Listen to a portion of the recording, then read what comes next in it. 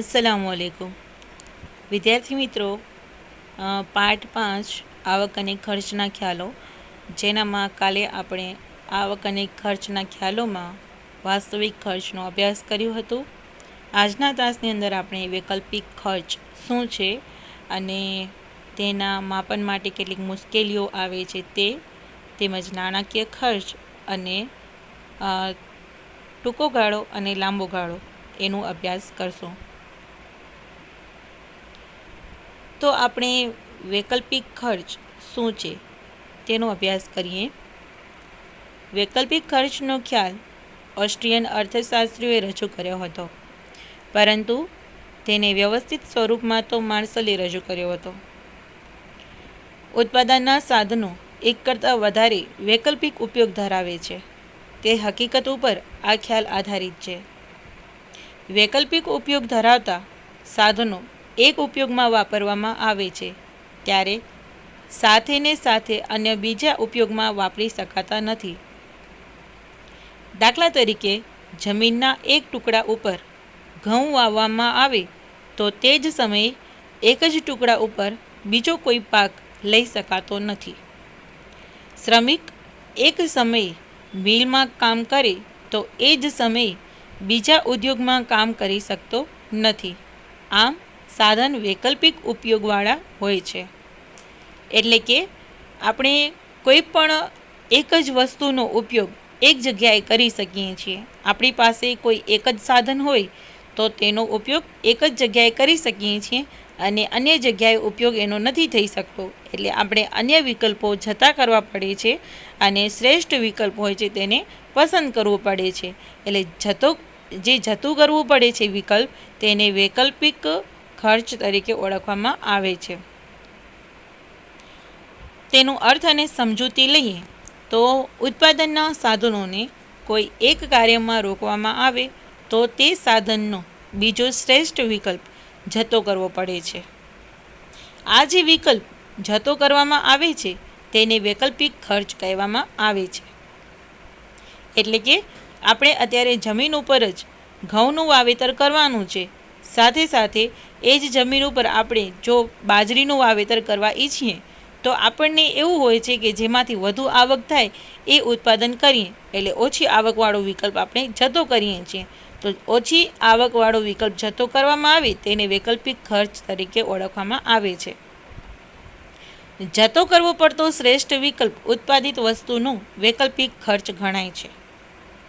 આ બાબત એક ઉદાહરણની મદદથી સમજીએ। દાખલા તરીકે, જમીનના એક ટુકડાનો ઉપયોગ ઘઉં અને ડાંગર માટે થઈ શકે છે। જો જમીન ઉપર ઘઉં ઉત્પન્ન કરવામાં આવે તો ₹2 લાખ મળી શકે છે, અને જો તે જમીન ઉપર ડાંગર એટલે કે ચોખા ઉત્પન્ન કરવામાં આવે તો ₹3.5 લાખ મળે તેમ છે। ખેડૂતનું વર્તન તર્કબદ્ધ છે। લાભની દ્રષ્ટિથી વિચારી ખેડૂત ઘઉંનું ઉત્પાદનનું જે માંડી વાળશે, એટલે કે જતું કરે છે તો જતું કરશે, અને જેમાં વધારે રકમ મળે છે તે ડાંગરનું ઉત્પાદન એટલે કે ચોખાનું ઉત્પાદન કરશે, એટલે ₹3.5 લાખ તેને મળે છે। આ 3.5 લાખના ડાંગર માટે ખેડૂત 2 લાખના ઘઉંનું ઉત્પાદનને જતું કરે છે, એટલે આ એનું વૈકલ્પિક ખર્ચ થયું કહેવાય। આ જતું કરેલું 2 લાખના ઘઉંનું ઉત્પાદન એ 3.5 લાખ રૂપિયાના ડાંગરનો વૈકલ્પિક ખર્ચ છે તેમ કહેવાય છે। વૈકલ્પિક ખર્ચના માપનની કેટલીક મુશ્કેલી પણ છે। તો પહેલી મુશ્કેલી છે એકોપયોગી સાધન, એક જ ઉપયોગ કરી શકાય। તો આપણે અગાઉ તો જોઈ ગયા કે એક જ જગ્યાનો એક જ વસ્તુ માટે ઉપયોગ અથવા તો તેનો જે કાંઈ છે આપણે વિકલ્પ પસંદ કરવું પડે છે। તો અહીંયા છે કે જો ઉત્પાદનનું કોઈ સાધન માત્ર એક જ ઉપયોગ ધરાવતું હોય તો તેનો વૈકલ્પિક ખર્ચ નક્કી કરી શકાતો નથી। દાખલા તરીકે, એવા ઘાસના મેદાનો જ્યાં ઘાસ સિવાય બીજું કશું ઉગાડી શકાતું નથી। એવું જ બેકારીનો ભોગ બનેલ વ્યક્તિઓની બાબતમાં હોય છે। તેમની પાસે કોઈ કામ જ હોતું નથી, માટે વૈકલ્પિક ખર્ચ કેવી રીતે ગણવો? અહીંયા શું કહે છે કે કોઈ એક સાધન માત્ર એક જ કામ માટે જ કેપેબલ છે, બીજી કોઈ જગ્યાએ કામ કરવા માટે કેપેબલ પણ નથી અને બીજી કોઈ જગ્યાએ એને કામ મળતું પણ નથી, તો આપણે વૈકલ્પિક ખર્ચ માપી શકતા નથી. હા, પણ વ્યક્તિ છે એ એટલો ટેલેન્ટ ધરાવે છે કે એકથી વધુ જગ્યાએ કામ કરવા જાય તો એ બધી જગ્યાએ સફળ થઈ શકે છે, ત્યારે તે વૈકલ્પિક ખર્ચ માપી શકાય છે.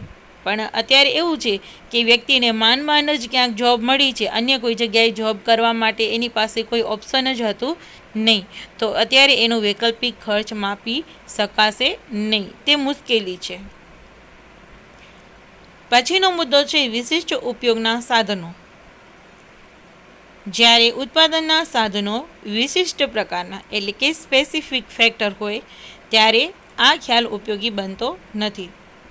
ત્યારે આવા વિશિષ્ટ ઉપયોગવાળા સાધનોનું વળતર તેના વૈકલ્પિક ખર્ચના આધારે નહીં, પરંતુ તે સાધનની માંગના આધારે નક્કી થાય છે.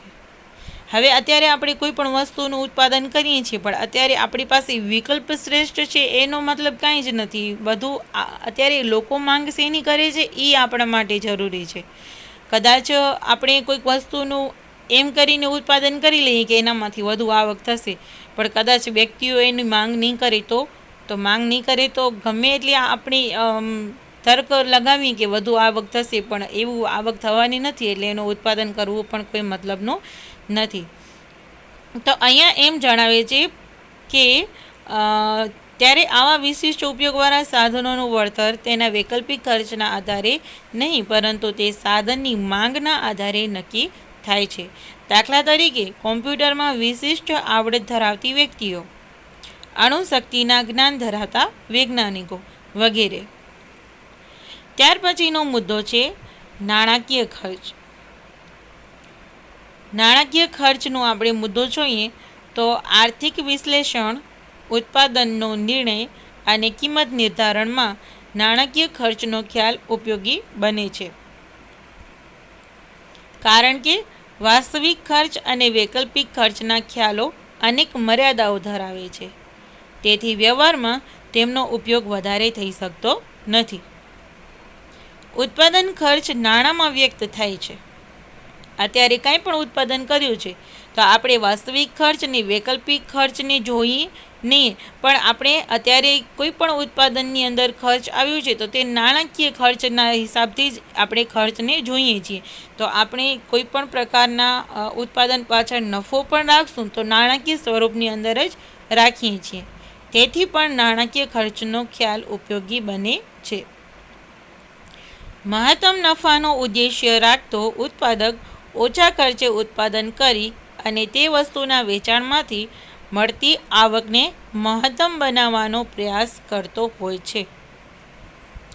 ઉત્પાદન પ્રક્રિયામાં નાણાંના સ્વરૂપમાં જે ખર્ચાઓ થતા હોય તેને નાણાકીય ખર્ચ કહેવામાં આવે છે. જે આપણે અગાઉ જોઈ ગયા કે ઉત્પાદન અત્યારે કોઈ પણ વ્યક્તિ એમ નહીં જોવે કે હવે ઉત્પાદન કર્યા પછી કેટલું વૈકલ્પિક ખર્ચ થયું, કેટલું વાસ્તવિક ખર્ચ થયું એ નહીં જોવે, પણ નાણાકીય ખર્ચ કેટલું થયું એ જોઈને જ આપણે નફો રાખીએ છીએ. તો અહીંયા કહે છે કે ઉત્પાદન પ્રક્રિયામાં નાણાંના સ્વરૂપમાં જે ખર્ચાઓ થતા હોય તેને નાણાકીય ખર્ચ કહે છે. ઉદાહરણ સ્વરૂપે જોઈએ તો પેન બનાવતી ફેક્ટરીને 1000 એકમ પેનનું ઉત્પાદન કરવા માટે નાણાંના સ્વરૂપમાં જે કુલ ₹50,000નો ખર્ચ થયો હોય તો તે 50,000 તેનો નાણાકીય ખર્ચ છે, અને આ 50,000 ખર્ચ થયું એના પાછળ તે પોતાનો નફો રાખી અને બજાર સુધી વસ્તુનું વેચાણ કરવા માટે મૂકે છે. તો આને નાણાકીય ખર્ચ તરીકે ઓળખવામાં આવે છે. ત્યાર પછી છે ટૂંકો ગાળો અને લાંબો ગાળો. સમયગાળાના આધારે પણ ટૂંકા ગાળામાં નાણાકીય ખર્ચને રજૂ કરવામાં આવે છે. ઉત્પાદનના કેટલાક સાધનો એવા છે જેના પ્રમાણમાં સહેલાઈથી ફેરફાર કરી શકાય છે. સાધનોનું પ્રમાણ બદલાતા ઉત્પાદનનું પ્રમાણ પણ બદલાય છે, જેમ કે કાચો માલ, વધારાના શ્રમિકો, બળતણ વગેરે એવા સાધનો છે જેનું પ્રમાણ ટૂંકા ગાળામાં બદલી શકાતું હોવાથી તેને અસ્થિર સાધન કહેવાય છે. આવા સાધનો પર થતા ખર્ચને અસ્થિર ખર્ચ કહેવાય છે. જો અત્યારે કાચો માલ છે તો તેના ભાવ વધઘટ થાય, શ્રમિકોમાં પણ ઘટાડો કે વધારો કરી શકાય, અને બળતણ. અત્યારે આપણે જે બળતણ માટે કેટલાક એવા ઉત્પાદનના સાધનો છે કે જેને માટે આપણે બળતણનો ઉપયોગ કરવો પડે છે, તો એના ભાવમાં વધઘટ થતી હોય છે. તો આ ભાવની અંદર વધઘટ થશે તો આપણે ઉત્પાદન કરીને વસ્તુનું વેચાણ કરશું તો એનામાં પણ વધઘટ થાય છે. એટલે કાચા માલની અંદર ભાવમાં વધઘટ થશે તો આપણું ખર્ચ પણ નક્કી થતું નથી કે આપણે અત્યારે એક વર્ષની અંદર વધુ ખર્ચ થાય તો પછી બીજા વર્ષની અંદર ખર્ચ ઓછો પણ થઈ શકે છે, તો એનું કોઈ નક્કી હોતું નથી. તો આ ખર્ચને અસ્થિર ખર્ચ કહેવાય છે. જ્યારે યંત્ર સામગ્રી, કારખાનાનું મકાન, વહીવટી સ્ટાફ વગેરે સાધનોના પ્રમાણમાં ટૂંકા ગાળામાં કોઈ ફેરફાર કરી શકાતો નથી. યંત્ર સામગ્રી વારંવાર નહીં બદલાવી, કેમ કે યંત્ર ઘણા મોંઘા આવે છે. કેટલાક યંત્ર એવા પણ છે કે જેને આપણે વિદેશમાંથી આયાત પણ કરતા હોઈએ છીએ. પછી કારખાનાનું મકાન, તો આપણે એવું તો નથી ને કારખાનાનું મકાન મહિને કે બે મહિને અથવા એક વર્ષે 2 વર્ષે બદલાવતા રહીશું તો કોઈ જગ્યાએ આપણે સ્થાયી કારખાનું બનાવી શકશું નહીં. પછી વહીવટી સ્ટાફ છે, તો સ્ટાફને વારંવાર ન બદલાવી શકાય, કેમ કે જો સ્ટાફને બદલાવવામાં આવે તો એક સ્ટાફની પાસે જે આવડત હતી એ સ્ટાફની આવડત બીજા સ્ટાફને આપવા માટે પછી ઘણી બધી મહેનત કરવી પડતી હોય છે, એ લોકોને ટ્રેન કરવું પડતું હોય છે. એટલે સ્ટાફ પણ આપણે ઘડી બદલાવી શકતા નથી. તો વગેરે સાધનોના પ્રમાણમાં ટૂંકા ગાળામાં કોઈ ફેરફાર કરી શકાતો નથી તેવા સાધનોને સ્થિર સાધનો કહે છે અને તેના ઉપર થતા ખર્ચને સ્થિર ખર્ચ કહે છે. જેમ કે યંત્ર સામગ્રી ઉપર ખર્ચ કરવામાં આવે તે, કારખાનાના મકાન ઉપર અને વહીવટી સ્ટાફને જે પગાર આપવામાં આવે છે તે, તો એ સ્થિર ખર્ચ તરીકે ઓળખાય છે. ટૂંકો ગાળો અને લાંબો ગાળો જે છે એની ડિટેલ્સમાં માહિતી છે કે સમયનો ટૂંકો ગાળો એટલે એવો ગાળો કે જે ગાળામાં પેઢીના કદમાં ફેરફાર કરી શકાતો નથી, પરંતુ તેની સ્થાપિત ઉત્પાદન શક્તિનો ઉપયોગ કરીને ઉત્પાદન વધારી શકાય છે.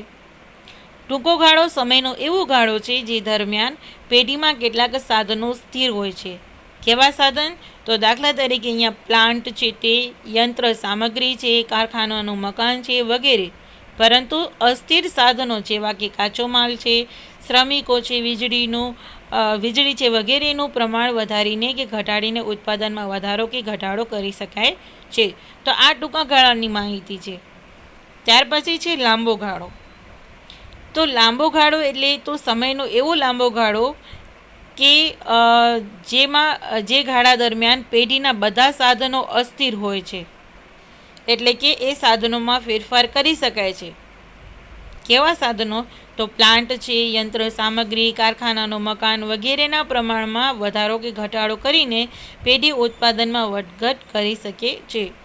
પેઢી લાંબા ગાળે નવી અને આધુનિક યંત્ર સામગ્રી વડે ઉત્પાદનના એકમનું કદ પણ વિસ્તારી શકે છે. એટલે જ આપણે જોઈ શકીએ છીએ કે પહેલાંના સમયની અંદર એક પાર્લેજીની કંપનીનું ઉદાહરણ લઈએ તો પાર્લેજીની કંપનીનું પહેલાંના સમયની અંદર એક જ 4 રૂપિયાની કિંમતમાં, શરૂઆતમાં તો બહુ ઓછી કિંમત પણ હોઈ શકે છે, પણ 4 રૂપિયાની કિંમતનો એક પાર્લેજીનો જે બંડલ હતો બિસ્કિટનો એ મળતો હતો. તો અત્યારની સમયની અંદર આપણે જોઈએ તો પાર્લેજીના બિસ્કિટની ઘણી બધી વેરાયટી જોવા મળે છે. એટલે આવી રીતે લાંબા ગાળે ધીમે ધીમે યંત્ર સામગ્રીની અંદર, સ્ટાફની અંદર, જે કારખાનો છે એની અંદર ફેરફાર થતા રહે છે અને વસ્તુઓનું ઉત્પાદનમાં પણ વધારો જોવા મળે છે. તો આ બધું લાંબા ગાળે થઈ શકે, ટૂંકા ગાળાની અંદર થઈ શકતું નથી.